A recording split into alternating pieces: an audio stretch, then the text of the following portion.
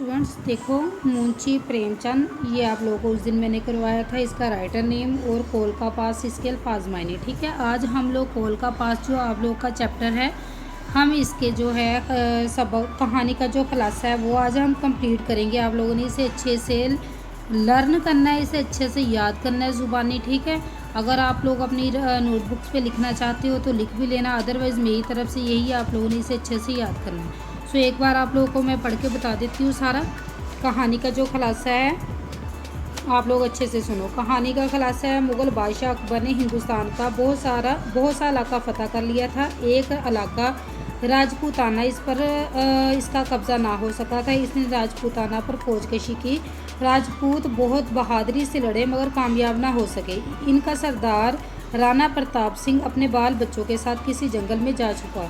राजपूतों का एक सरदार रघुपत सिंह ने कुछ बहादुर लोगों को अपनी फ़ौज में शामिल कर लिया और मुग़ल हुकूमत का मुकाबला कर रहा था। मुग़ल सिपाहियों ने इसे पकड़ने की कोशिश की मगर वो कामयाब ना हो सके। रघुपत सिंह की एक बीवी और अकलौता बेटा था। रघुपत किसी एक जगह नहीं रहता था, कभी कभी बीवी और बेटे से मिलने घर आ जाता। बादशाह ने इसे पकड़ने के लिए घर पर पहरा बैठा दिया था। अकबर का ख्याल था कि किसी दिन रघुपत अपने बाल बच्चों से मिलने ज़रूर आएगा तो सिपाही इसे पकड़ लेंगे। रघुपत को इतला मिली कि इसका बेटा शदीद बीमार है और वो उसे जाकर देख ले। खबर देने वाले ने बताया कि अगर वो बेटे को देखने ना गया तो शायद फिर कभी ना देख सके। रघुपत इस वक्त घर रवाना हो गया। घर के दरवाजे पर पहरा था। पहरेदार ने उसे अंदर जाने से मना किया और कहा कि बादशाह ने तुम्हें पकड़ने का हुक्म दिया है। रघुपत ने कहा, मेरा लड़का मर रहा है, मैं इसे देखकर अभी वापस आता हूँ, तब तक तुम जो चाहे कर लेना। पहरेदार सिपाही ने उसे अंदर जाने दिया। अंदर पहुंचकर रघुपत ने अपने बीमार बेटे को देखा और बीवी को दवाइयाँ बताकर कहने लगा कि मुझे वापस जाना है क्योंकि मुझे पकड़ने का हुक्म है। बीवी ने कहा, दूसरे दरवाजे से कहीं और चले जाइए। रघुपत ने कहा कि मैं खोल दे चुका हूँ, इसके खिलाफ नहीं जा सकता। रघुपत बाहर आया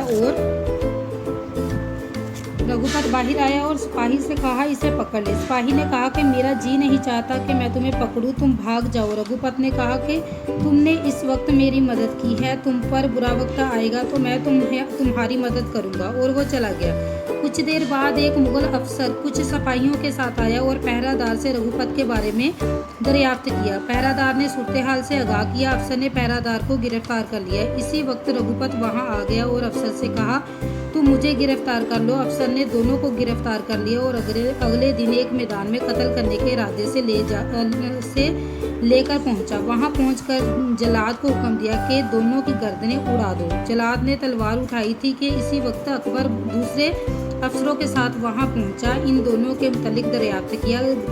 गिरफ्तार करने वाले अफसर ने तमाम बातें बताई।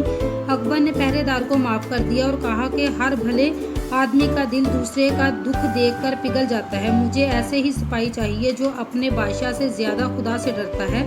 फिर अकबर ने रघुपत की जानिब देखकर कहा, मुझे मालूम न था कि बहादुर राजपूत बात के इतने धनी होते हैं। तुम्हारी बहादुरी और कौल का पास करने से मैं बहुत खुश हुआ। तुमको भी छोड़ा। रघुपत घुटनों के बल ज़मीन पर झुक गया और कहा, जिस रघुपत को आप इतनी मुश्किल से भी जीत ना सके, आज अपनी दरिया दिली दिखाकर उसे जीत लिया। आप बहादुरों की वकीयत करना जानते हैं। अब मैं आपका दुश्मन होकर तलवार ना उठाऊंगा। ठीक है, यहाँ तक आप लोगों ने इसका जो सबक का खुलासा है ये अच्छे से आप लोगों ने लर्न करना है।